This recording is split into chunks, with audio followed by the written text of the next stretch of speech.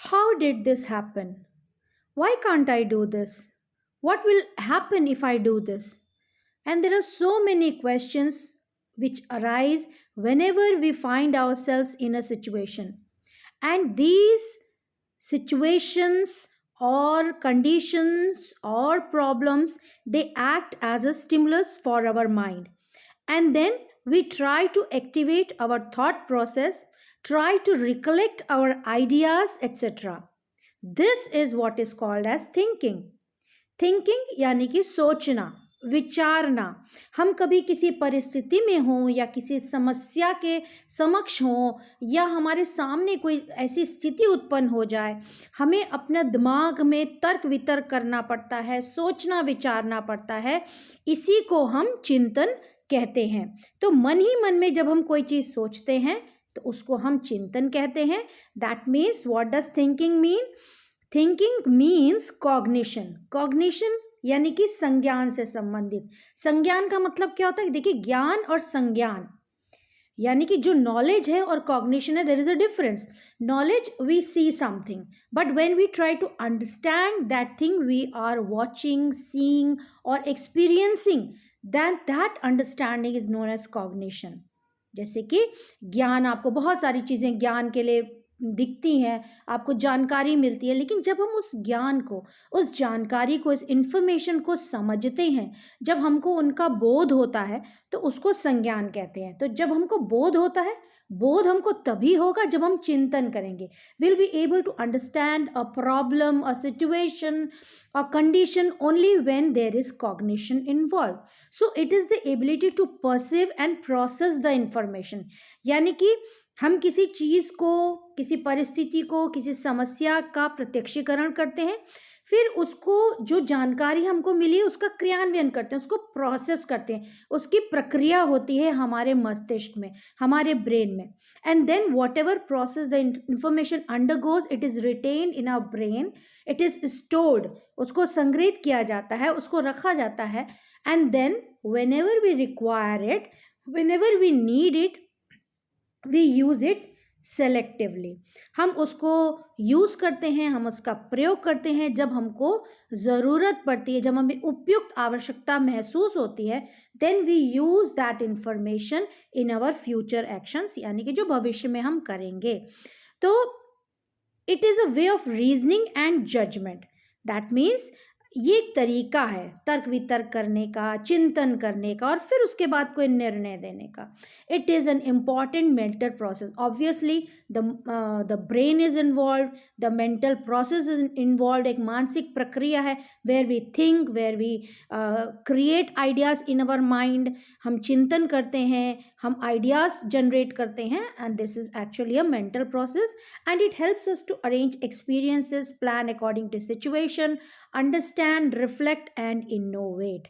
That means we get information, we have certain experiences. When we are placed in a situation, we arrange all those experiences, all those ideas, all that information, and then whenever we record, we need that, we try to retrieve it and plan it according to the situation.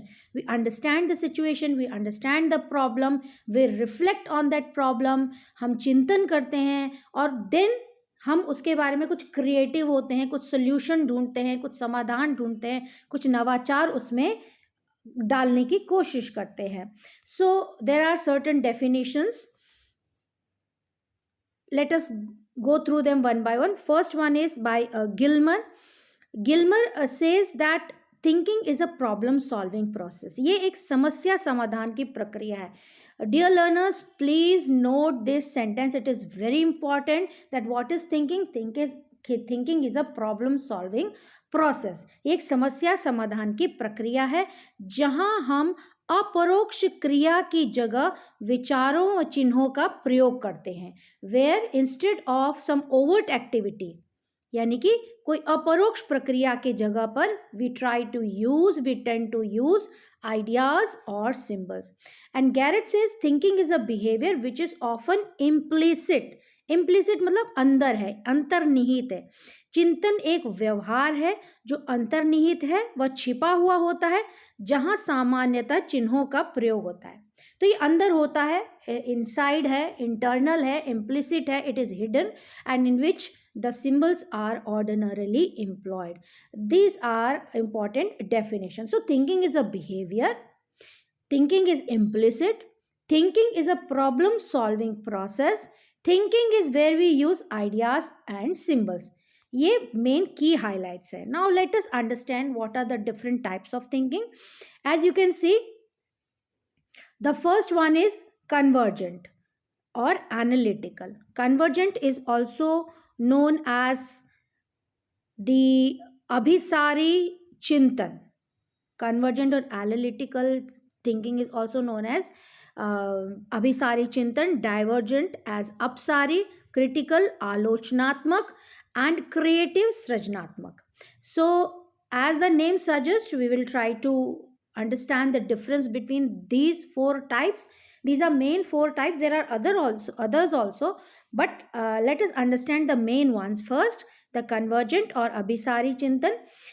It is actually close ended जैसे कि हमारे MCQ होते हैं, multiple choice questions होते हैं, जहाँ पर yes और नो का आंसर आता है, या ट्रू फॉल्स का आंसर आता है, या ऑप्शंस दिए होते हैं, 4 ऑप्शंस, जैसे कि केबीसी में आपने देखा अमिताभ बच्चन ऑप्शंस रखते हैं, and then we have to select the answer from those options only. We can not give any other answers other than those options. This is known as close-ended. So usually it is the inside the box. The solution is reached as a result of retrieving information from memory. हमारे memory में था, जैसे कि आपको question दिया हुआ है 3 into 3 is equal to, अब आंसर आपको दिया हुआ है 6 9 4 0. So obviously you will write 9. So ये हमारे मेमोरी में हमें टेबल्स याद है. So we can easily write the answer. सो जो रीजनिंग है, जो हम लोग तर्क वितर्क करते हैं, जो सोच विचार करते हैं, वो हमारे आसपास जो स्रोत हैं उन्हीं से हम करते हैं. बहुत ही सिंपल होता है, बहुत इसमें बहुत सिंपल सिचुएशन का समाधान या सिंपल सिचुएशन के लिए सोचा जाता है, चिंतन किया जाता है. It is not suitable for complex situations. What are the skills required here? The skills required are speed, accuracy and logic. कितनी जल्दी आप जवाब दे पाते हैं. नेक्स्ट वन इज अभिसारी, अपसारी, डाइवर्जेंट बहुत सिंपल सा है, एक बिंदु से दूर दूर तक फैलना, that is divergent. It involves more creativity. यहाँ पे बहुत ज़्यादा हम सोच सकते हैं, नए नए आइडियाज़, नवाचार होता है. And whenever we have to reach a solution और we have to tackle a situation, we need to analyze the situation, we need to analyze the problem. हमको जो परिस्थिति मिली है उसको हमको उसका विश्लेषण करना होता है. यूजुअली हम जब एक्सपेरिमेंट्स करते हैं या अन्वेषण करते हैं या इन्वेंशंस करते हैं तो डाइवर्जेंट थिंकिंग की ज़रूरत पड़ती है. It is very suitable for complex problems. और यूजुअली जो डाइवर्जेंट होता है वो ओपन एंडेड होता है. ओपन एंडेड मतलब आप उसके लिए कोई भी सोल्यूशन आप सोच सकते हैं. आपको कोई टॉपिक दिया, उस पर आपको बोलना है, तो वहाँ पर कोई रिस्ट्रिक्शंस नहीं होते हैं, कोई सीमाएं नहीं होती हैं, कोई लिमिटेशंस नहीं होते हैं. Whatever you think, whatever the ideas creep into your mind, you are able to express that. That is thinking out of the box. कुछ अलग सा सोचना, कुछ नया सा सोचना, कुछ क्रिएटिव सा सोचना, that is thinking out of the box. So it is open ended. This is what divergent thinking is. And the third one is critical thinking. Critical, आलोचनात्मक, जहाँ पे हम आलोचना करते हैं. ये यूजुअली 3 तरीके का होता है, इंडक्शन, डिडक्शन एंड एबडक्शन. जैसे कि इंडक्शन में क्या होता है, इंडक्शन में हम we reach a conclusion from facts and data कि आज इतनी बारिश हुई, आज इतनी बारिश हुई, कल उतनी बारिश हुई, परसों उतनी हुई. दैट मीन्स ये जो वीक था बहुत हैवी रेनफॉल फेस किया. So we reach a conclusion after going through the facts और data. Deduction, a generalization is there and then we reach, एक सामान्यकरण हमारे सामने होता है, उसके आधार पर हम अपने निष्कर्ष पर या निर्णय पर पहुंचते हैं. और एबडक्शन में क्या होता है कि एबडक्शन में जो भी हमारे पास नॉलेज हो, जो भी थोड़ी बहुत जो ज्ञान है हमारे अंदर, उसी के आधार पर हम निष्कर्ष पर पहुंचते हैं. So not a lot of information और knowledge is required in this type of critical thinking. So ये तो हो गई क्रिटिकल थिंकिंग, आलोचनात्मक चिंतन. और अब आते हैं लास्ट, यानी कि क्रिएटिव. ये भी आउट ऑफ द बॉक्स है, इसमें कुछ नया आ जाता है, कुछ नया इन्वेंशन हो जाता है, कुछ नई डिस्कवरी हो जाती है. Usually divergent thinking leads to creative thinking. Where we think in an unconventional way. हमारे पास कोई समस्या है, कोई परिस्थिति है, लेकिन जो बाकी सोच रहे हैं हम वो ना सोचकर कुछ अलग ही सोचते हैं। That is creative thinking. So I hope you must have understood the difference between four types, the main types. There are other types of thinking. The first one is concrete or perceptual thinking. Concrete thinking means मूर्त चिंतन। Concrete मतलब जो हमारे सामने है, reality में है, जो वास्तविक है। when one perceives a situation or event, that particular situation is in front of you, the event is going through or you have gone through that event or you have experienced that event, when you see that thing in reality, that is concrete thinking. And in abstract या अमूर्त चिंतन जिसको कहते हैं, जहाँ पे concepts हमने कभी देखा नहीं है लेकिन हमारे सामने कॉन्सेप्ट्स हैं, हमारे सामने संप्रत्यय हैं, और उस संप्रत्यय के आधार पर हम कोई प्रॉब्लम सॉल्व करते हैं या सिचुएशन फेस करते हैं, तो वो सॉल्व करने की कोशिश करते हैं कि ऐसा मैंने कहीं मैंने सुना था या किसी ने बताया था, और उसके आधार पर हम कोई सिचुएशन को सॉल्व करते हैं। Third one is reflective thinking, चिंतनशील चिंतन। ऑब्वियसली ये एक तरह का चिंतन ही है जहाँ पे हम बहुत सोच विचार करते हैं। There is some complex problem in front of us where we get certain experiences, and these experiences are organized through insightful cognitive approach, मतलब अंतर्दृष्टि, संज्ञानात्मक उपागम के द्वारा हम जानने की कोशिश करते हैं। ये हमारे अंदर एक अंतर्दृष्टि उत्पन्न होती है, एक आहा मोमेंट होता है, एक इंसाइट होता है, अरे ऐसा करेंगे तो सही हो जाएगा। तो that is reflective thinking. And the last one is autistic thinking. Autistic thinking में हम इमेजिन करते हैं, इसमें इट इज़ नॉट रियलिस्टिक, इसको हम कह सकते हैं स्वलीन चिंतन, वेयर वी थिंक और imagine which are far from reality. उसमें वास्तविकता ही नहीं होती है, कल्पना होती है, हम सोचते हैं, ए ड्रीम है, इमेजिनेशन है, कल्पना है। So this is autistic thinking.